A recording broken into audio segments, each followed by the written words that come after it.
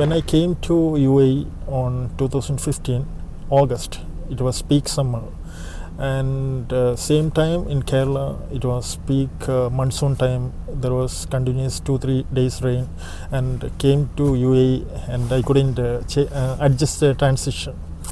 So I started to search about the rainy condition in UAE, and I came to know that there is rain happening in UAE during peak summer. And I started to explore the possibility to chase the rain, enjoy the rain. People, they don't believe, actually they believe that rain is happening only during winter time, that is like from November to February or March.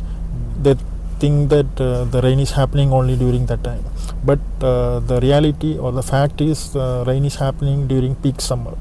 Okay, especially June, July, August, we are getting at least once in a week the rain.